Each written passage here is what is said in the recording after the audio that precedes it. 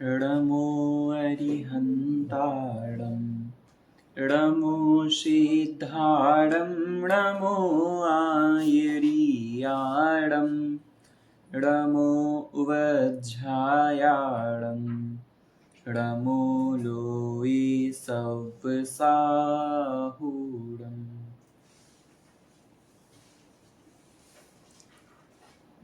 पूर्व की कक्षा में हमने अज्ञान के ऊपर चर्चा की थी कि हमारा जो दुख का मूल कारण है वह अज्ञान है। तो 3 प्रकार के अज्ञान के बारे में हमने चर्चा की थी, जिसमें बिल्कुल ज्ञान नहीं होना, थोड़ा ज्ञान होना और विपरीत ज्ञान होना। तो सबसे खतरनाक कौन सा ज्ञान है? सबसे हानिकारक विपरीत ज्ञान। विपरीत ज्ञान के साथ साथ हमने बहुत सारी मान्यताएं भी देखी थी कि बहुत सारी प्रकार की मान्यताएं जिनके कारण हम दुखी होते हैं। तो एक प्रकार से जब हमने देखा था कि हम पर वस्तुओं का कर्तापन अपने सिर पर लेकर के घूमते हैं, जिसके कारण से हम क्या होते हैं? सुखी होते हैं, है ना? सुखी होते हैं या दुखी होते हैं? हाँ, दुखी होते हैं। सुखी भी नहीं होते, दुखी भी नहीं होते, बीच में लटकते।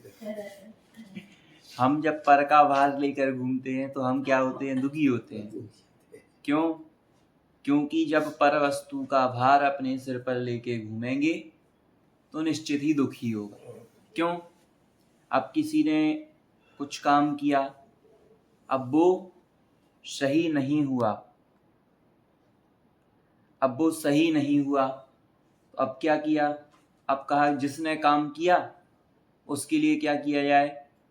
उसके लिए बोला जाएगा। अब जो भी गलत बोला जाएगा तो उसके लिए जैसे ही बोला जाएगा तो भैया हम तो कर्तापन लेके बैठे हैं, हमने किया है।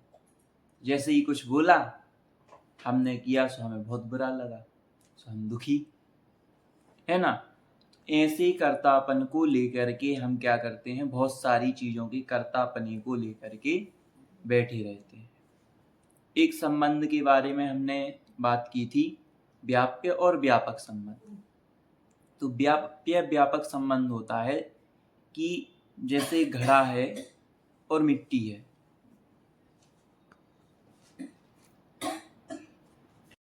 बन जाएगा उसी। ठीक है। तो व्यापक क्या है? मिट्टी। व्यापक बिल्कुल अंश में हो। तो क्या है? वो व्यापक है। तो वो क्या है? मिट्टी है। वो मिट्टी है। इसके बाद व्याप्य क्या है? व्याप्य है घड़ा। मतलब जो वर्तमान में आपको कार्य रूप में दिख रहा है वो क्या है? व्याप्य। और व्यापक जो बिल्कुल उसके अंश में बिल्कुल व्याप्त है। मतलब घड़ा कहीं से भी आप तोड़ोगे, कहीं भी पूरे घड़े में किसी भी अंश को देख लो आप, माटी दिखाई हाँ, तो आपको हर अंश में क्या दिखाई देगी? माटी। तो माटी क्या हुई? व्यापक। और घड़ा क्या हुआ? व्यापक। ठीक है, क्लियर? इसके बाद हमने देखा था, हमारी चर्चा हुई थी कि अज्ञान का फल क्या होता है। तो हमने देखा लास्ट में कि अज्ञान का फल, जिस प्रकार से संसार में कोई व्यक्ति है वह क्या करे? दूसरे की जमीन आदि पर कब्जा करे, है ना? अब दूसरे की जमीन वगैरह पे कब्जा करोगे सो क्या होगी? जेल होगी। ऐसे ही अभी हम कहाँ पे हैं? जेल में ही है ना? जेल में ही हैं, संसार की जेल में है। तो यह हमने देखा था। ऐसे ही हम बहुत सारे उदाहरण देख सकते हैं। जैसे हम कहीं ट्रेन में सफ़र कर रहे हैं, ठीक है, आप वहाँ से सफ़र कर रहे थे, तो आपको अगले स्टेशन पे उतरना है।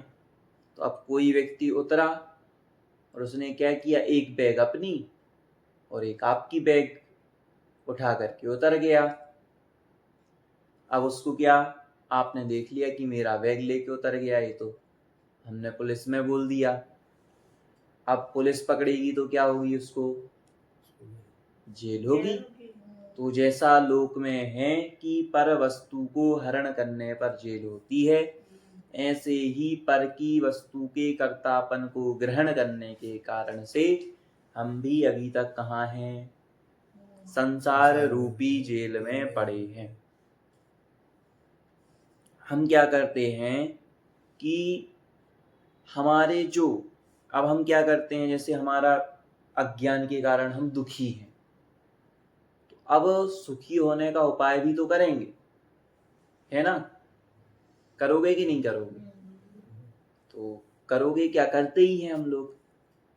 तो आप लोग क्या करते हो, मतलब सुखी होने के उपाय के लिए, मतलब अज्ञान को दूर करने के लिए हमें क्या करना चाहिए ऐसा? ज्ञान का प्रकाश करना, ज्ञान का प्रकाश करना पड़ेगा। और क्या करना पड़ेगा, क्या लगता है? पर वस्तु को बस वही ज्ञान ऐसा लगे कि ये पर वस्तु है, तो वो उसमें कर्ता भाव नहीं लाना चाहिए। ऐसा ज्ञान हो, उसके बाद थोड़ा सुखी होना स्टार्ट हो सकता है। आपको क्या लगता है? कर्तापना छोड़ना पड़ेगा, कर्तापना को लेट गो करना पड़ेगा। बिल्कुल। हमें क्या करना पड़ेगा, अब जब अज्ञान है तो अब अगर सुखी होना है तो ज्ञान करना पड़ेगा। किसका ज्ञान करना पड़ेगा? सच्चा ज्ञान करना पड़ेगा, और हर प्रत्येक वस्तु का सच्चा स्वरूप हमारे ख्याल में होना चाहिए, तो वो करना पड़ेगा। अब अज्ञान दूर करना है तो किस पर फोकस करना पड़ेगा? अज्ञान को दूर करना है तो किस चीज पर फोकस करना पड़ेगा? अपने आत्म स्वभाव की ओर फोकस करना पड़ेगा। अब आप सोचो कि एक कमरे में क्या है, अंधकार है, तो उस कमरे में क्या करना पड़ता है? उजाला करना है, तो अपन कोई लाइट टॉर्च से फोकस मारते हैं उस कमरे पर, तो वहां उजाला हो जाता है। ऐसे ही यदि हमें अपने अज्ञान को दूर करना है तो हमें क्या करना पड़ेगा? ज्ञान करना पड़ेगा। ठीक है, तो यहाँ पर अब हमें ज्ञान करना पड़ेगा, तो हम संसार की सारी वस्तुओं को किस प्रकार से कैसे जान सकते हैं, तो आगे उसके विषय में हम समझें। यहाँ तक के विषय में यदि आपका कोई प्रश्न हो या कुछ भी पूछना हो आपको, जो अभी तक आपको विषय पढ़ाया है उसमें से, तो आप पूछ सकते हैं। उसके बाद हम आगे की विषय की ओर बढ़ेंगे। अज्ञान दूर करने का सरल उपाय क्या है? अज्ञान दूर करने का सबसे सरल उपाय, सहला उपाय किसमें ध्यान रखे, किसमें नहीं रखे? देखो, अज्ञान दूर करने का सबसे सच्चा उपाय तो यही होगा कि अगर हमें सही वस्तु का ज्ञान हो जाए, अगर हमें यही सही ज्ञान होता कि हमें पर की ओर दृष्टि नहीं करनी है, खुद की ओर दृष्टि करनी है, तो हमारे अज्ञान ही नहीं होता। पर अज्ञान तो हमारे यही है ना, कि अज्ञान, हम जानते तो हैं कि हमें क्या करना है, ये सब बाह्य वस्तु हैं, पर हैं, पर हम सब ये कहने की बात, मतलब कहने में निकाल देते हैं। अपन ये समझते हैं शरीर पर है और आत्मा अलग है, शरीर अलग है। पर अब सोचो, परमानेंट हमारा जो जितना भी काम होता है, हम लगाते किस में है ज्यादा टाइम? पर वस्तु में लगाते तो इसी के लिए है। सुबह से उठोगे, नहाओगे, धोगे, बहुत सारी चीजें, मतलब हम मोस्टली काम तो शरीर के लिए करते हैं। तो वो चीज है कि हम अभी तक समझ तो लिया है हमने, और हम अपने बोलचाल में तो बोल सकते हैं कि भैया ये चीज अलग है, ये अलग है, ये हमें ज्ञान तो है, पर हम उसका कहें कि यूज नहीं कर रहे हैं, आचरण में नहीं आ रहा है, तो यूज नहीं कर रहे हैं। बिल्कुल, अगर हम उसका यूज कर लें तो दूर हो जाए हमारा अज्ञान, वो अज्ञान दूर हो जाए तो फिर कोई आवश्यकता ही नहीं। मतलब ऐसा कुछ नहीं है कि अपन को बाहर से कुछ ज्ञान लाके डालना पड़ेगा, ऐसा। हाँ, ज्ञान आपके ही अंदर है, सबके अंदर है, पर उसको सही करना पड़ेगा, ऐसा। वो सब समझ में आता है, लेकिन क्या है कि शरीर में कुछ वेदन हो जाता है तब ज्ञान कहाँ चला जाता है पता नहीं। कुछ भी उम्र के हिसाब से कुछ होता है तो ऐसे ध्यान आता है ये मेरे पास इसमें वेदन है, फिर बाद में मुझे याद आता है मैं तो ज्ञान करती हूँ, लेकिन वेदन ना सहन न सकूं। देखो ऐसा है कि सबसे सही तो जब आपके शरीर में कुछ वेदना होती है ना, तो सही समय तो वही होता है इन सिद्धांतों को, इस बात को समझने का कि आपको कितना समझ में आया। मतलब उस परीक्षा है हाँ हाँ, वो बिल्कुल हमारी परीक्षा परीक्षा टाइप है। ऑफ कह सकते हैं।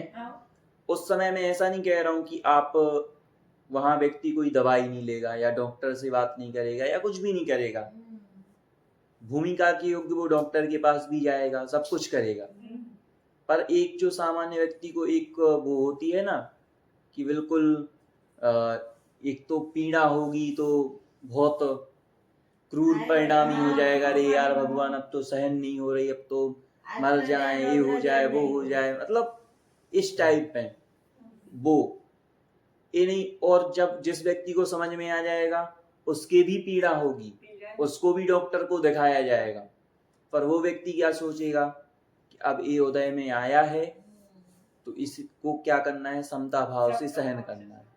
और ये भी तो क्या है, हम समझते हैं ना कि ये भी तो एक समय की पर्याय है, निकलने वाली है। तो जिस समय अब हमारे ऐसे वो हो तो उस समय ऐसा शांत भाव रखा जाए, और अगर हम फिर क्रूर परिणाम करते हैं उससे फिर कोई फायदा है ही नहीं, हम और ज्यादा अपने आप को दुखी करेंगे। तो वो है मेरी डेली लाइफ में मैं क्या करती हूँ, दो प्रकार की धाराएं चलती है, ज्ञान धारा और राग धारा। अच्छा, तो जो ज्ञान धारा जो पर्याय से उठती है तो वो ज्ञान धारा वहां से अटक जाती है और राग धारा ऊपर आ जाती है, ऐसा होता है? नहीं, ऐसा कुछ नहीं होता है, दोनों साथ में चलता है, राइट? हाँ, मैं समझती भी हूँ कि मुझे ज्ञान करना है, सब कुछ करना है, बिल्कुल ज्ञान कभी रुक ही नहीं सकता है। हाँ। जो जैसे आप ज्ञान धारा बोल रहे हैं उसको अगर हम कहें कि ज्ञान, तो जो ज्ञान है वो कभी रुकता ही नहीं है, वो परमानेंट हो ही रहा रुकता है तो एकदम शुद्ध रीते से, तो कहाँ से वो विकार में आ जाता है, वो मिक्स हो जाता है, मैं ऐसे बोलती हूँ। नहीं, वो मिक्स नहीं होता नहीं है। होता।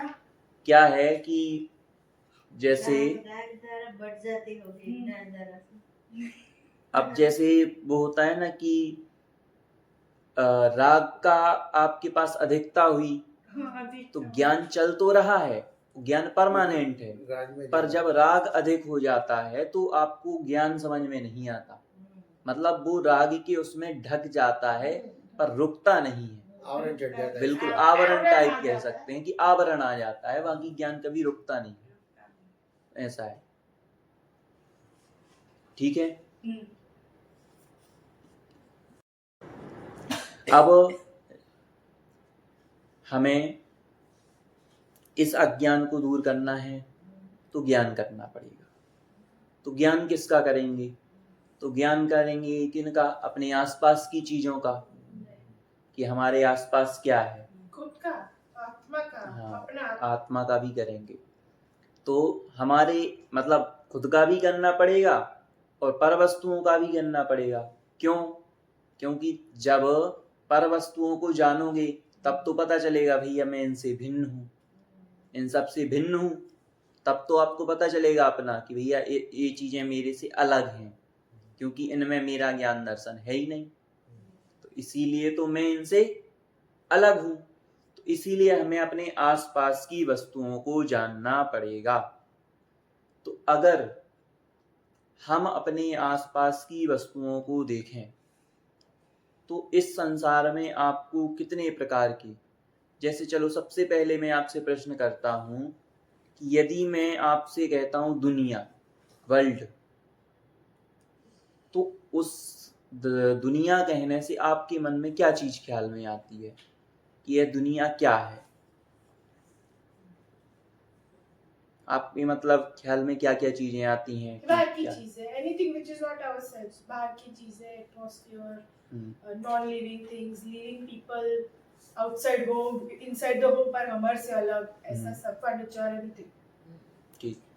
आपको क्या? जड़ जड़ चेतन, हम्म, दूसरे जीव सृष्टि, फिर सब इक्विप साधन सामग्री, हम्म, भौतिकता सब। सारे विश्व में पुद्गल ही दिखाई देता है। उद्गल ही दिखाई देता है। ठीक है, आपको क्या लगता है? मुझे सब एक ही लगता है, सब गोल घुमा के वो वहीं आ जाते हैं। हम्म, चलो। राग द्वेष मोह माया के वो चक्कर में ही घूमते हैं। हम्म, यदि हम सारे संसार की चीजों को यदि बांटना चाहें तो कितने भागों में बांट सकते हो आप? 3 तीन में शुभ- कौन कौन से? शुभ, अशुभ और शुद्ध। ठीक है, आप दो, कौन कौन से? जड़ और चेतन। जड़ और चेतन। ठीक है, आपको लगता है कुछ? 5 जी जो होता है, हवा, पानी, स्पेस,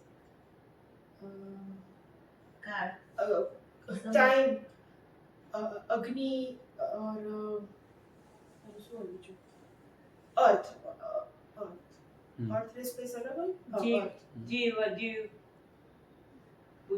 हम्म, जीव Living और non-living? हाँ, दो living में? और non-living। हाँ, तो दो जड़ में हमारी चेतन। सारी वस्तुएं आ सकती जड़- हैं। जड़ चेतन। हाँ, जड़ चेतन।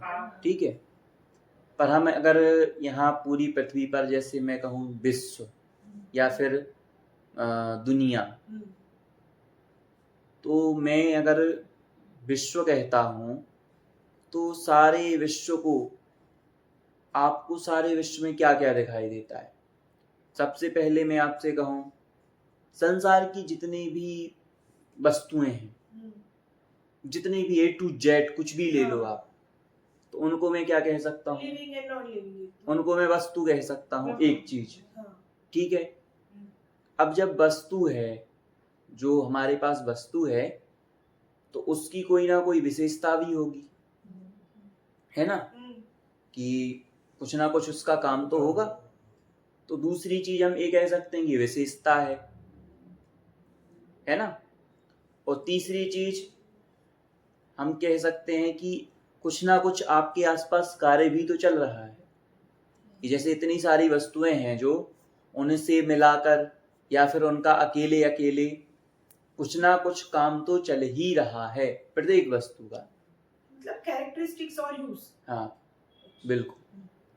वस्तु, परिणाम विशेषता, परिणाम बिल्कुल ऑब्जेक्टिव छे कार्य, विशेषता, वस्तु, वस्तु, 3। बिल्कुल 3।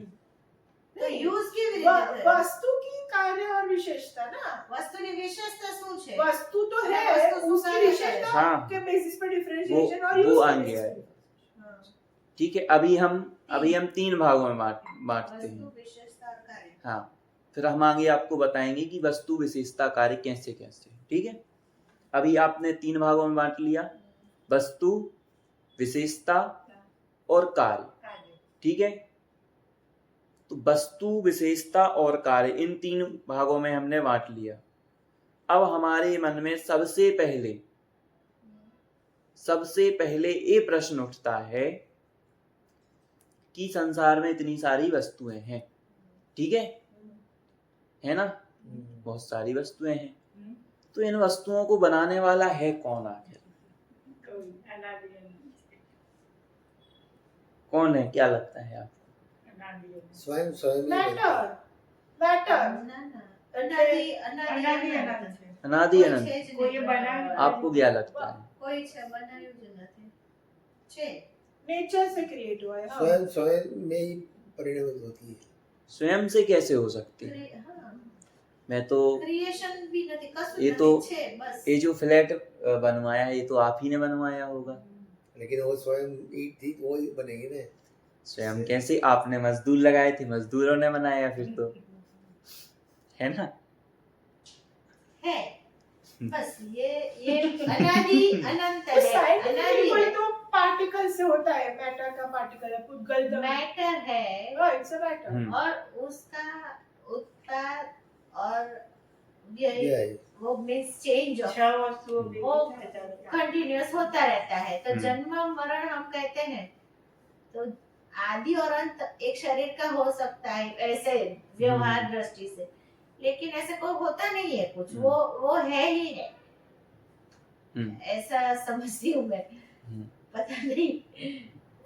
पर फिर भी आपको कुछ ऐसी तो लगता होगा ना कि अरे जैसे एक ईंट थी, आपने कहा ईंट से बन गया, वो मैनमेड है, तो पर ईंट उसके को भी, लिए भी हाँ, चीजें ईंट तो को भी चाहिए, किसी ने ईंट को बना दिया। बनाने के लिए भी चीजें चाहिए ना। हाँ, तो पर वो है ही है, तो वो वही किसी ने कुछ ना बनाया कुछ नहीं। चीजें हैं, तो वो हाँ। सारी नेचर वाली चीजों से इवेंचुअली बन के घूम फिर के उसका फॉर्म चेंज कर करके उसको ये एनर्जी लगा के वो जैसे energy लगा गुरुदेव जो उदाहरण एनर्जी देते हैं, ट्रांसफॉर्म होता हाँ, है एनर्जी बस। ट्रांसफर होती है। खाया, निकला, आपने जला दिया उसको, राख बनी, वापिस खेतर में गया, वापिस अनाज हुआ, फिर खाया, वही।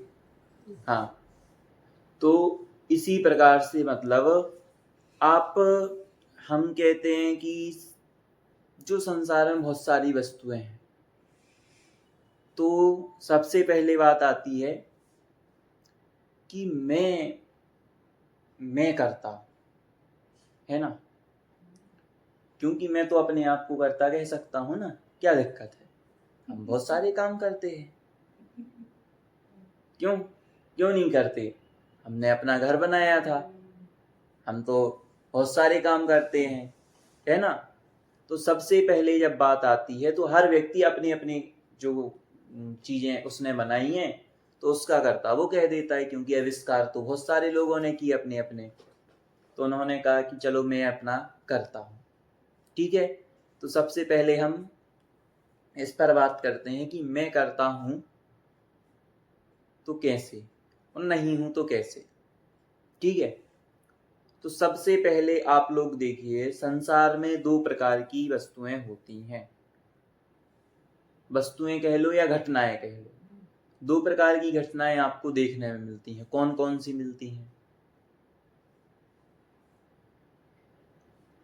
चलो मैं हिंट देता हूं। जैसे बारिश वगैरह होती है तो ये कौन सी घटनाएं हैं? Natural, manmade. हाँ। और इसके बाद बहुत सारी क्या होती हैं, ऐसी चीजें होती हैं जो मानव के द्वारा बनाई गई, तो वो क्या कहलाती हैं? आर्टिफिशियल, हाँ, नेचुरल और आर्टिफिशियल, ठीक है, हाँ। अब सबसे पहले दो प्रकार के संसार में हम कह सकते हैं कार्य हो रहे हैं, ध्यान से सुनते जाना फिर बीच में, क्योंकि फिर दिक्कत होगी। दो प्रकार के काम होते हैं, एक तो प्राकृतिक मतलब नेचुरल, और मानवीय आर्टिफिशियल, ठीक है। अब मैं आपसे पूछना चाहता हूँ, प्राकृतिक कार्यों पर यदि कोई व्यक्ति कह रहा है कि मैं सारे काम करता हूँ, मैं स्वयं अपने आप को करता मानता हूँ, तो कोई व्यक्ति अगर अपने आप को कहता है मैं करता हूँ, तो वो कितने % प्राकृतिक कार्यों को कर सकता है?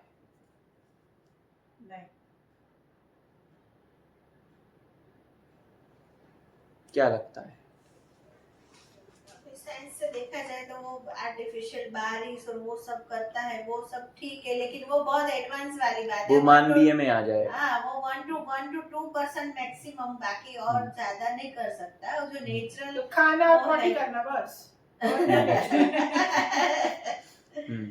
वो कम, बहुत कम। मानवीय जो नेचुरल वे में जो कार्य होता है उसको बहुत, मुझे लगता है कि बहुत कम परसेंटेज होगा, नहीं कर सकता है, नहीं कर सकता है, नहीं कर सकता, Because of percentage, very less। जैसे हम किसी भी व्यक्ति को कर्ता कहेंगे, तो कर्ता माने क्या?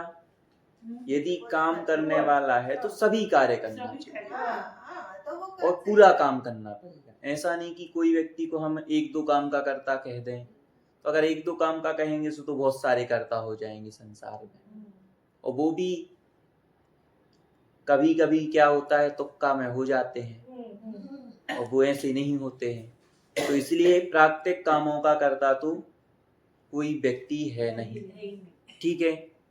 अब आते हैं हमारे मानवीय कार्य, मतलब जो आर्टिफिशियल है, मानव करता है। तो उसमें 2 प्रकार के काम होते हैं, हम 2 प्रकार के काम में उसका विभाजन करते हैं। एक तो इच्छा रहित और एक इच्छा सहित, ठीक है। अब जो इच्छा रहित काम है तो वो तो आपकी इच्छा ही से नहीं हुए, आपकी मर्जी से नहीं हुए, तो उसके करता तो आप हो ही नहीं, ठीक है।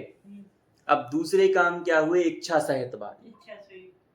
अब इच्छा सहित में हम 3 प्रकार के काम होते हैं हमारे। कैसे होते हैं? इच्छा सहित आप जो काम करोगे, एक तो पूरा होगा, एक अधूरा होगा, और कुछ ऐसे होंगे जो खराब हो जाएंगे, ठीक है। अब जो अधूरा हुआ, भैया अब आप अधूरा अगर आप करता हो तो अधूरा काम तो करोगे नहीं आप, क्योंकि आपके हाथ में सब कुछ है तो हम पूरा कर सकते हैं, है ना। और अगर आप क्या कर सकते हो, आप अगर करता हो तो आप बेकार काम भी नहीं करोगे। अब आपके पास लास्ट ऑप्शन है पूर्ण हुए, जो काम पूरे हो गए उसके करता तो हम है ना। क्या लगता है? नहीं। क्यों?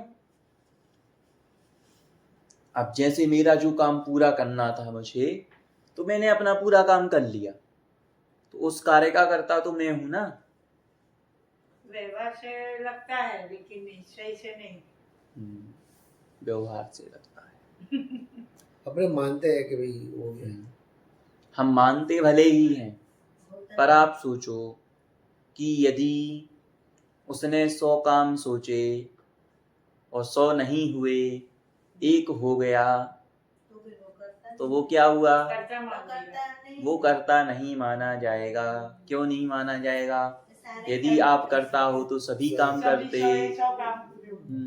और एक काम तो आपका कैसा तुक्का लग गया, सो हो गया। वैसे भी करता है तो कैसे माने, क्योंकि कोई भी काम करने के लिए एक मनुष्य एक अकेला खुद को सपोज रोटी बनानी है तो करता मैं हूँ, लेकिन उसमें आटा भी चाहिए, वो सब भी चाहिए, तो अकेला मनुष्य तो बोल ही नहीं सकता कि ये काम मैंने किया है। क्योंकि सारे पानी भी लेते हैं, मतलब उसको तो ऐसे वो सब ऐसे कोई नहीं बोल हाँ, सकता कि ये काम खुद ने किया है। बिल्कुल। संसार में क्योंकि इतने सारे काम हो रहे हैं, हाँ। और हम यहाँ पे बात कर रहे हैं विश्व का करता, है ना।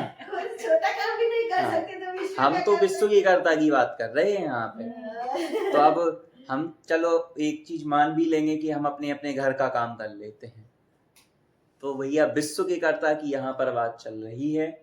तो विश्व का कर्ता तो इंसान में से चलो कोई मानता भी हो तो वो नहीं हो सकता। तो इस बात से तो सभी एग्री हैं, कोई पर्सनल व्यक्ति ऐसा नहीं हो सकता जो क्या करे, इस विश्व का कर्ता। भगवान तो कर सकता है ना। नहीं। क्यों नहीं कर सकता? खुद छोड़ के बैठे हैं तो फिर करेगा क्या? सब कुछ छोड़ के बैठा है। वो तो अपने he is not interested in anything। नहीं, भगवान यहाँ हम तो जाते हैं भगवान के पास तो स्पष्ट बोलते हैं, भगवान ऐसे से ऐसा काम कर दो। कभी कोई दुख आता है तो हे भगवान, हाँ परीक्षा आती है तो पास कर दो। परीक्षा आती है तो भगवान पास कर दो। पास हो जाते हैं तो बहुत खुशियां भी मनाते हैं, भगवान पैसे चढ़ा देंगे, है ना। भगवान गाड़ी आ जाए हमारे यहाँ, क्या लगता है? कुछ नहीं कर सकते, वो तो अपने आप में अन्य मति में मानते हैं, अपने में नहीं है। हाँ। फिर भी ये अपने जो संप्रदाय पढ़ा है इसमें भी ये मानते तो है ही। अपने संप्रदाय में उनके संप्रदाय में सब मानते हैं कि भगवान करता है, वो करेगा, मैं मानूंगा तो करेगा। हाँ, मैं तो नहीं सोचती, ऐसा लोग मानते हैं, लेकिन ये गलत है। हाँ, कि भगवान करेगा। तो क्या लगता है कि भगवान भी क्या ऐसे कामों का कर्ता हो सकता है? नहीं। अगर हम ऐसा कहें कि भगवान भगवान उसको करते हैं। रागद्वेष हो जाएगा ना, भगवान करते सबसे होंगे पहला तो उसको सुखी कर दे, मुझे दुखी कर दे, इसको सुखी कर दे, तो उसमें तो रागद्वेष पैदा हो। अगर भगवान सबकी बातें मानने लगे हाँ। तो पता चला संसार में कोई सुखी नहीं बचेगा। भगवान दुखी भी नहीं दुखी हो जाएंगे। दुखी नहीं क्यों? रहेगा कोई। क्यों? क्योंकि सभी एक दूसरे के दुख के बारे में बोलाएंगे। एक्चुअली भगवान तो करुणा निधान है, हाँ, तो वो भी इतने सबको दुखी मान के वो भी दुखी हो जाएंगे कि भाई ये क्या है। भगवान सिर्फ ये तो उनका कोई रिएक्शन ही नहीं होता है। लोग ने बधी पर्यावरण जाने છે એક સાથે છતાં પોતાનામાં वो सिर्फ सबसे पहले अगर भगवान को हम करता कहेंगे तो सबसे पहला प्रश्न हमारे सामने आता है कि अगर भगवान करता है तो भगवान संसार के काम करता है, विश्व के काम करता है ना? पर भगवान के काम कौन करता है? क्योंकि भगवान के स्वयं के भी कुछ कार्य हैं। अगर वो संसार के कामों में बिजी रहेगा तो उसका काम कौन करेगा? प्रश्न उठता है। तो इससे सबसे पहले हमें पता चलता है कि ऐसा भगवान कोई है नहीं जो सारे विश्व के काम करे, क्योंकि वो तो अपने आप में लीन है, वो तो अपना काम कर रहा है। इसके बाद जिन पदार्थों को करता हम ईश्वर को मानेंगे तो उसमें क्या होनी चाहिए? उसको चेंज करने की पूरी सामर्थ्य भगवान के पास होनी चाहिए। मतलब अगर सोचो, अगर ईश्वर ही करता है तो फिर उसने नदियां बनाई, ठीक है? नदियां, अब आप जैसे कोई ईश्वर को करता मानता है तो ईश्वर ने नदियां बनाई, तो नदियां बनाई तो उसमें इतनी सामर्थ्य थी ना कि वो अच्छे बड़े बड़े ब्रिज बनाता, व्यवस्थित नदियों को निकालता। तो ऐसा क्यों आए मतलब बिल्कुल ऐसा क्यों उसने रचना की कि उसी के बनाए हुए लोग उसी में डूब के मर जाते हैं, बाढ़ आ जाती है, एक साथ करोड़ों लाखों लोग बह जाते हैं। ऐसा क्यों किया? तो इससे भी सिद्ध होता है कि भाई ईश्वर करता नहीं है। अब तीसरी बात होती है कि यदि ईश्वर करता है और ईश्वर ने ही विश्व को बनाया है तो भैया इतनी व्यवस्था क्यों गड़बड़ आ गई? मतलब इतनी व्यवस्था गड़बड़ क्यों है ना? कि उसने ऐसे बाढ़ बनाई, भूकंप बनाए, और ऐसी खाई बनाई, ऐसी पर्वत बनाए, और ये एक्सीडेंट क्यों होते हैं? बढ़िया, जब इतनी अच्छी भगवान को दिया गया है, भाई सर्वशक्तिशाली है तो अलौकिक रचना करता, तो इस प्रकार से तो कुछ होना नहीं चाहिए, पर ऐसा होता देखा जा रहा है, तो लगता है भगवान ने तो नहीं बनाया है। अब प्रश्न उठता है, चलो भगवान ने बनाया है तो वह भगवान कैसा है? भगवान कैसा होता है बताओ? आप भगवान के गुण बताओ। अर्ध ज्ञानी है, पूर्ण ज्ञानी है, कैसा है? पूर्ण ज्ञानी है, सिद्ध है ना। अगर पूर्ण ज्ञानी है तो पूर्ण ज्ञानी भगवान कभी ऐसे अधूरे विश्व की रचना नहीं करेगा। और अगर आप सबसे पहले आप कहते हो सर्वज्ञ है वो, तो बिल्कुल, अब सर्वज्ञ तो ऐसी रचना करेगा नहीं, वो तो सब जानता है। तो इससे सिद्ध होता है वो अर्धज्ञानी है या पूर्ण ज्ञानी नहीं है, बिल्कुल। और अगर अर्धज्ञानी है तो भगवान नहीं है, तो ये सिद्ध होता है। अब आप सोचो, वह पूर्ण शक्तिशाली है, अर्ध शक्तिशाली है, कैसा है? भगवान कैसा होता है? पूर्ण शक्तिशाली होता है, पूरा कंट्रोल उसके पास होता है, पर वो तो कंट्रोल कर नहीं पाता है। क्यों नहीं कर पाता है? सबके अपने अपने कर्म, अपने अपने कभी कभी उसने ऐसे वरदान दिए कि जिसके कारण खुद का अस्तित्व खतरे में आ गया। तो जब भगवान ही पूर्ण शक्तिशाली है तो वो पूर्ण शक्तिशाली भगवान हर व्यक्ति को कंट्रोल फिर कर सकता है, चाहे उसने स्वयं ही क्यों ना किसी को वरदान दिया हो या कुछ भी दिया हो, वो कंट्रोल कर सकता है। तो इससे सिद्ध होता है कि वो भगवान क्या हुआ? पूर्ण शक्तिशाली नहीं बैठा। तो इसीलिए वह भगवान कैसा हुआ, विश्व का कर्ता नहीं है। और इतनी सब चीजें होते हुए भी और भी चीजें होती हैं कि अगर भगवान ने इस विश्व को बनाया है, अगर भगवान ने ही इस विश्व की रचना की है, तो उसने फिर प्रश्न उठता है कि उसने ये दैत्य, राक्षस और ये सब क्यों बनाए। मतलब जो लोग मानते हैं कि भगवान ने सृष्टि बनाई है, एक ने बनाई, दूसरा नष्ट करेगा, तीसरा मतलब दूसरे पालन करेगा, तीसरा नष्ट करेगा। तो भाई उसने छोटे छोटे, बड़े, मूर्ख, विद्वान, ऐसे राजा, रंक, ऐसे लोग क्यों बनाए? यह सबको समान बना देता तो कितनी शांति होती विश्व में, है ना? तो कितनी शांति होती सारे विश्व में।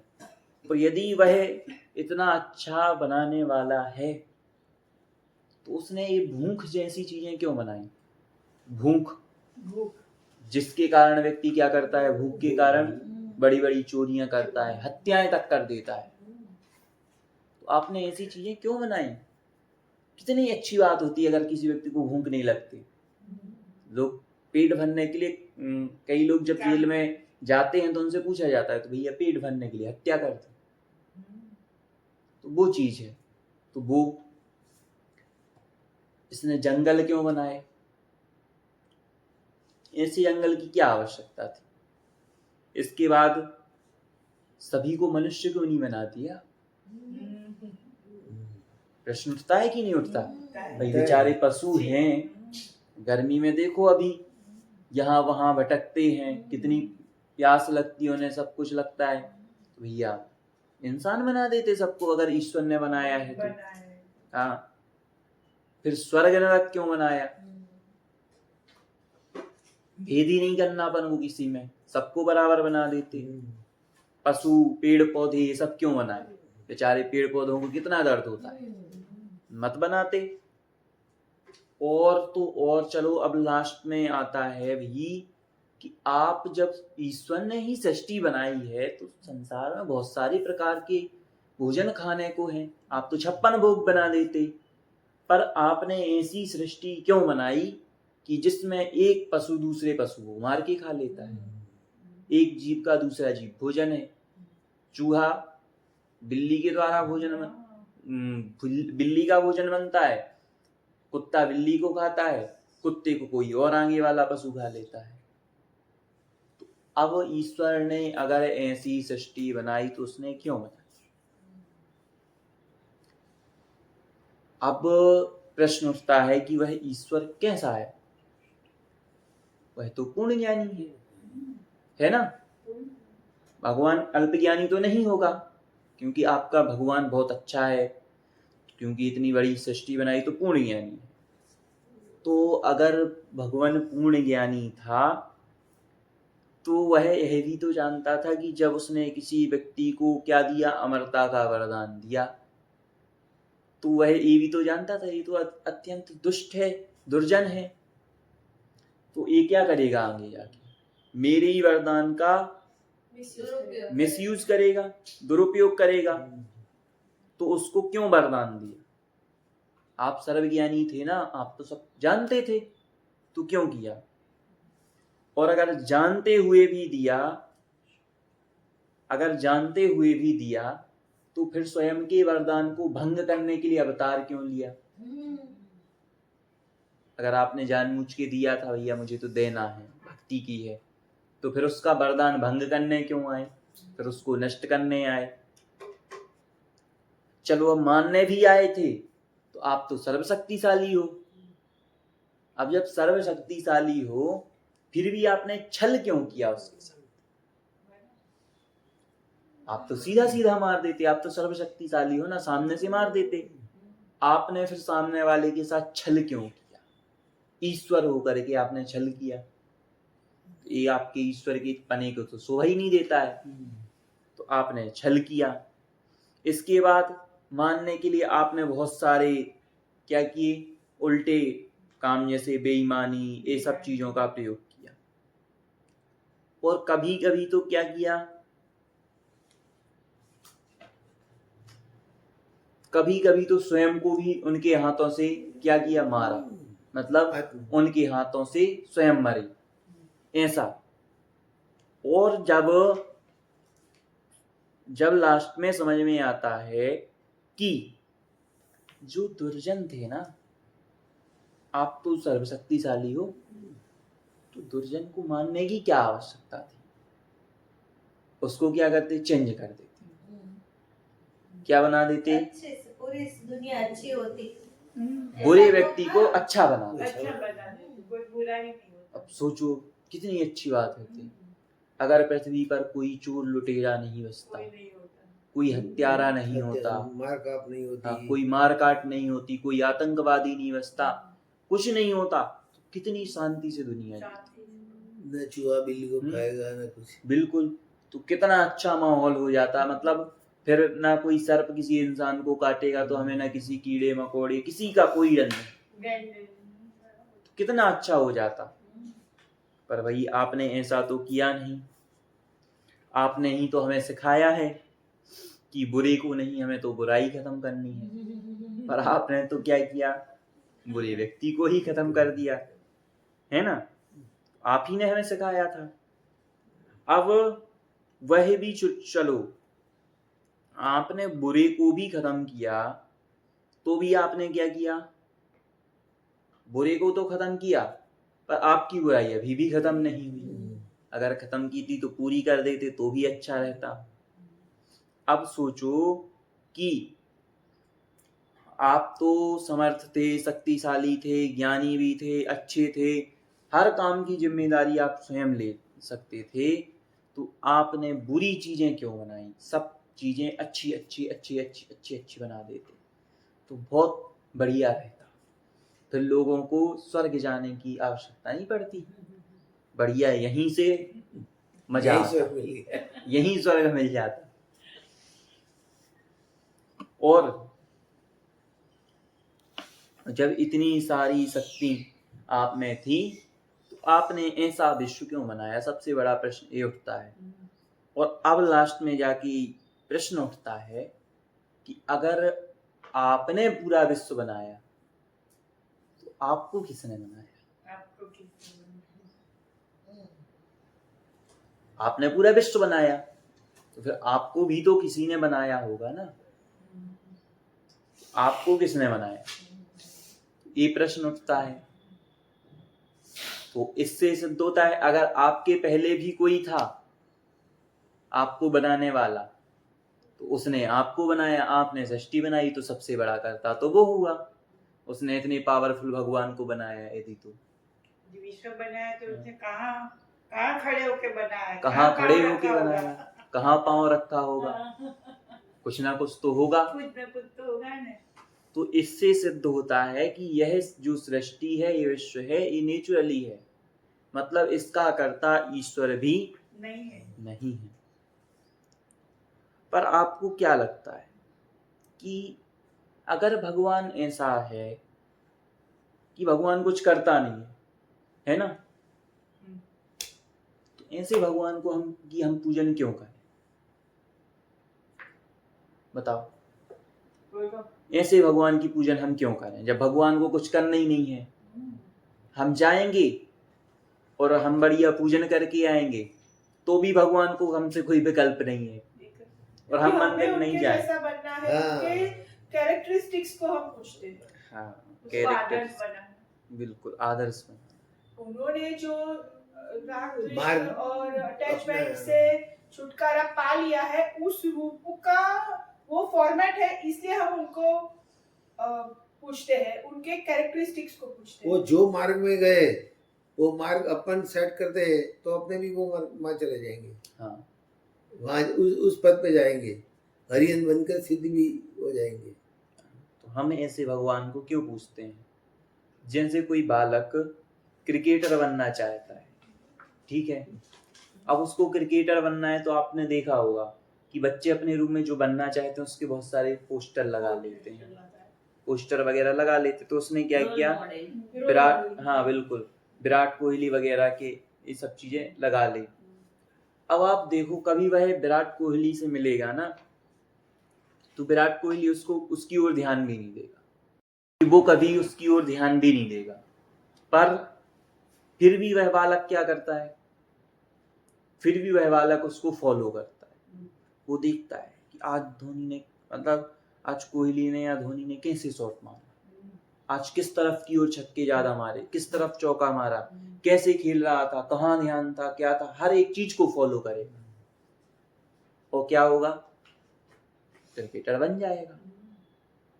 उसी प्रकार से हम भी भगवान को क्या कर रहे हैं, फॉलो करते हैं, आदर्श के रूप में फॉलो करते हैं कि हमारी ओर भगवान भले ही ना देखें, हमारे किसी काम पर वो क्या करें, राग करें, द्वेष करें, ना करें, कुछ भी करें, बट हमें क्या करना है, हमें उनके जैसा बनना है। तो हम क्या करते हैं उनके लिए, हम उनको फॉलो करते हैं। अब आपको क्या लगता है, कुछ लोग चलो माना मैं करता नहीं हूं, भगवान नहीं करते कुछ, पर कहते हैं ना कि कर्म तो करता है। क्या लगता है, कर्म तो करने वाला है ना, कहते भी हैं कर्म, कौन करता है? कर्म करने वाला है ना, कर्म कर्म ऑटोमेटिक था यहाँ। આપણે कर्म કર્મ ऑटोमेटिक, कर्म तो हम करते हैं। हाँ, तो कर्म करते हैं ना, हाँ। तो कहते हैं ना कि कर्म के फल जैसा हमने किया था वैसा हुआ है, आगे होता है, जैसे कर्म करोगे वैसा फल मिलेगा, है ना। बताओ फिर કર્મ भी कुछ नहीं क्या लगता है, कर सकता है, कर्म तो कर सकता है। नहीं कर्म ऑटोमेटिक ही होता है। कर्म कौन, नहीं मैं समझ नहीं पाई, मैं थोड़ा कर्म मतलब वही कर्म की बात चल रही है कि कर्म, जैसे कर्म। हम कहते हैं ना कि आज मैंने किसी व्यक्ति को मारा, अब क्या होता है, जब कर्म हमारा आएगा, उदय में आएगा, तो हमें कोई वापस मारेगा, क्योंकि हमने वैसा कर्म किया था। तो एक कर्म करने वाला है ना, सारा संसार का जो काम हो रहा है, तो पूर्व में कुछ किसी ने किया होगा, उसके कारण से हो रहा है। तो कर्म सारी सृष्टि को चला रहा है ना, ऐसा ऐसा कह सकते हैं। कर्म सृष्टि कर्म को सृष्टि को नहीं नहीं चला। चला हाँ, कर्म के कारण क्या है कि सबका काम हो जाता है ना, कि जिसने बुरा किया हाँ, तो मतलब सो फिर बुरा भी चल तो रहा है ना, सब हो तो रहा है, तो कौन कर रहा है ऐसा कह रहे हो ना? वही तो मैं कह रहा हूँ कौन कर रहा है कि कुछ लोग तो ऐसा मानते ही है થાય તો ना। છે જ બધું. हाँ, આપણે જે ગુણોદાયક છે, તે ગુણોદાયક છે, તે કરતા કોણ છે એમ? હું જે સમજુ છું કે all are physical quantities, तो कर्म भी एक पुद्गल है, फिजिकल पुद्गल है।